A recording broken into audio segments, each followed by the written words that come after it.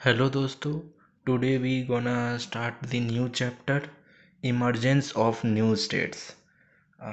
First we look at the timeline, important timelines of this, and then we go for the introduction part. Let's start.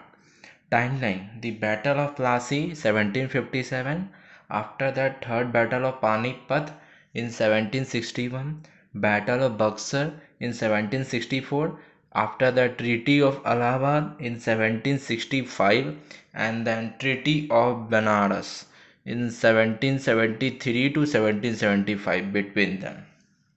Now, taking the introduction part, the second half of the 18th century, which is from 1750 to 1800, witnessed the emergence of new states in the wake of the declining Mughal Empire.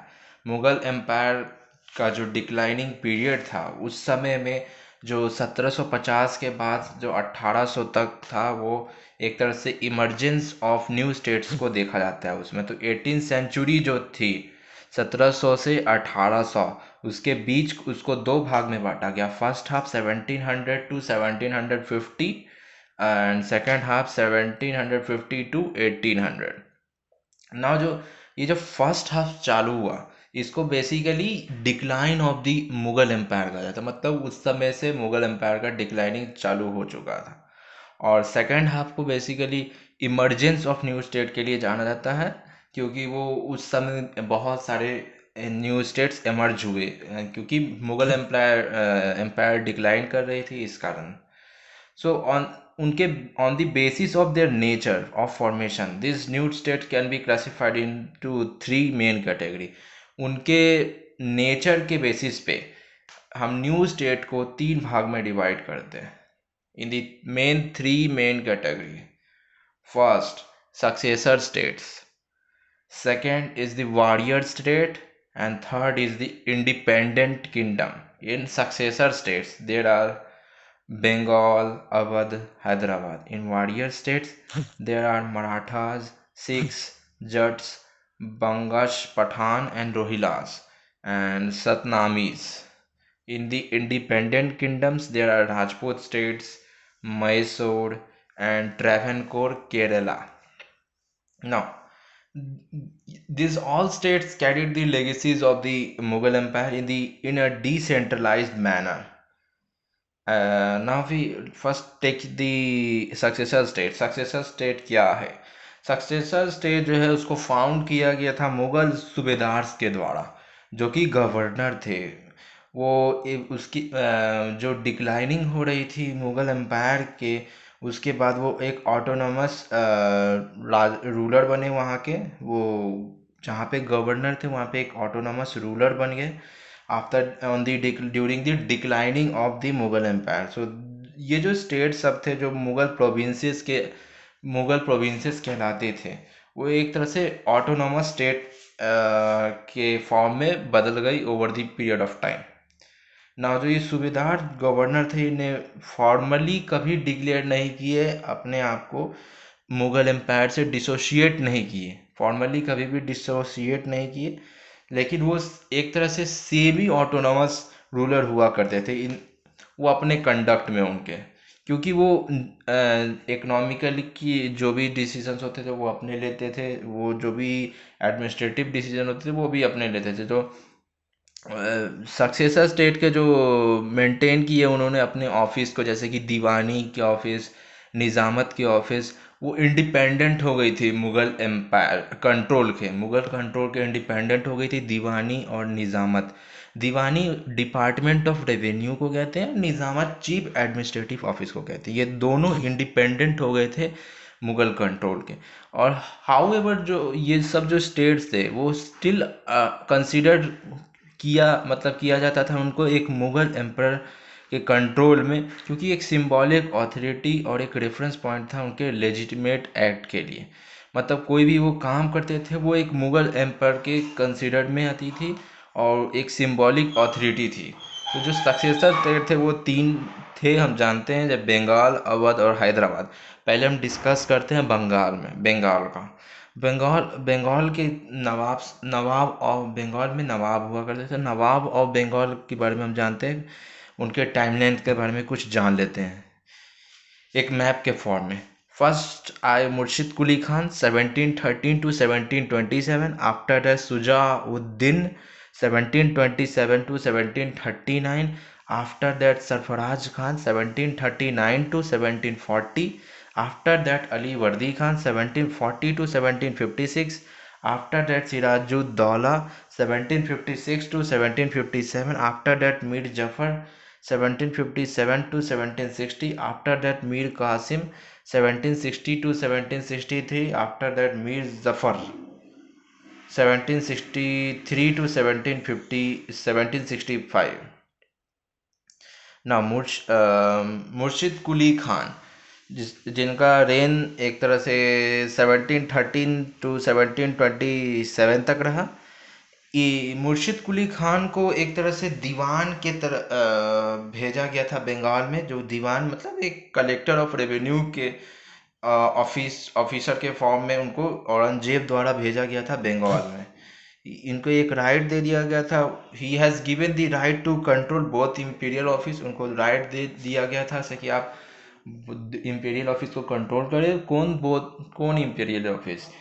दो imperial office जो दीवानी और निज़ामत थे वो same time में। और उनको ये privilege further ये जो प्रिविलेज उनको मिली वो कंसोलिडेट किया उनको पोजीशन उनके उस रीजन में, जो कि एक बहुत बड़ा कारण बना उनका वहाँ पे नवाब बनने का रीज़न का ना। ये जो he never came in an open defiance for the Mughal empire. वो कभी भी रिफ्यूज़ नहीं किए कि वो किसी के मतलब मुगल एम्पायर के अंडर में नहीं है। वो मुगल एम्पायर के अंडर में है। वो कभी भी ऐसा नहीं बोले कि हम मुगल एम्पायर के अंडर में नहीं है। He also use to send annual नजराना। वो हमेशा मतलब एनुअल मतलब साल में नजराना भेज दिया करते थे मुगल एम्पायर को एज अ सब ऑर्डिनेशन के फॉर्म में, जैसे कि वो एक भाग है वो मुगल एम्पायर के। और मुर्शिद कुली खान ने ही फाउंड किया था सिटी मकसूदाबाद को। मकसूदाबाद और अपना रेवेन्यू का जो शिफ्ट कर लिया था, रेवेन्यू ऑफिस को जो था वो शिफ्ट कर लिया था डक्का टू मकसूदाबाद। मकसूदाबाद को अब मुर्शिदाबाद बोला जाता है। अब उसे मुर्शिदाबाद से नाम से जाना जाता है। ये he directly collected revenues from the ryots मतलब पीजेंट्स। ये पीजेंट से डायरेक्टली कलेक्ट करते थे थ्रू इज्जतदारी सिस्टम, जिसमें इज्जतदारी में वो एक तरह से लमसम अमाउंट ले लेते थे एजेंट से, और एजेंट अपना पैसा कलेक्ट करते थे पीजेंट ये सब से। ये था इज्जतदारी सिस्टम। और मुर्शिद कुली खान को सूबेदारी ऑफ उड़ीसा का पोजीशन भी मिल गया इन 1714। और इन 1717 उसे फुल्ली सूबेदार ऑफ बंगाल का किताब मिल गया, मतलब पोजीशन मिल गया। He nevertheless began to behave as a autonomous. ये कभी भी ऐसा ऑटोनोमस रूरल की तरह बिहेव नहीं किया, ना ही इसने लोकल डिसीजन में उतना ज़्यादा मतलब एक तरह से हस्तक्षेप नहीं किया। कलेक्टिंग रेवेन्यू में कुछ दखल अंदाजी नहीं किया। Modifying the mansab and jagirdari system, signing treaties and running the administration, ये इसमें उतना ज़्यादा हस्तक्षेप नहीं किया, क्योंकि ये बस अपना काम करता था और ये चाहता था मुगल एम्पायर के अंदर में रहे। लेकिन बाद में जाके ये भी एक तरह से नवाब ऑफ बंगाल बन गया ये अपने से, क्योंकि वो डिक्लाइन हो रही थी मुगल एम्पायर के इस कारण से। Now his major success was the efficiency. इसका मेजर सक्सेस मतलब इसके लाइफ का मेजर सक्सेस था कि वो रेवेन्यू एडमिनिस्ट्रेशन में बहुत एफिशिएंट था। मतलब एफिशिएंसी उसके रेवेन्यू एडमिनिस्ट्रेशन में दिखती थी, जो कि इंश्योर करती थी एक रेगुलर सप्लाई। जो क्राइसिस चल रही थी उसके राज्य में, उसको एक रेगुलर सप्लाई ऑफ इनकम मिल रही थी through the revenue, through many systems like ijaradari system which he introduce. Now he was able to suppress He was able to suppress or sometimes win the loyalty of newly emerged जमींदार। कुछ समय ये कभी कभी suppress भी कर देता है जमींदार को, और कभी कभी लॉयल्टी भी जीत लेता है जमींदार, बैंकर्स, मर्चेंट का। और लेकिन कभी कभी हराने के बाद जमींदार को दे जमींदार राइट्स वर ट्रांसफर टू मुर्शिद कुली खान। अगर जमींदार उनसे हार जाते हैं तो मुर्शिद कुली खान को ज़मींदारी राइट्स मिल जाती है, जो कि ट्रांसफ़र टू मुर्शिद कुली खान फेवरेट, मुर्शिद कुली खान के फेवरेट राम जीवन को मिल जाती है। He also started giving credit to the distressed farmer by providing them टक्का भी लोन। इसी ने स्टार्ट किया था टक्का भी लोन देने को डिस्ट्रेस फार्मर सबको। He merge large part of jagirs into khalisa land. ये इसने बहुत सारे जागीर्स लैंड को खलीसा लैंड में बदल दिया। खलीसा लैंड हो गया एक किंग शेयर ऑफ लैंड हो गया, जिसमें किंग का हिस्सेदारी हो। और he gave equal preference to Muslim local zamindar and mahajans, जो कि मनी लेंडर से, in term of the recruitment में वो कभी भी अनइक्वालिटी नहीं करता था, वो इक्वल प्रेफरेंस देता था, चाहे वो मुस्लिम लोकल ज़मींदार हो या महाजन्स हो। बाकी हम नेक्स्ट वीडियो में देखेंगे। Thank you.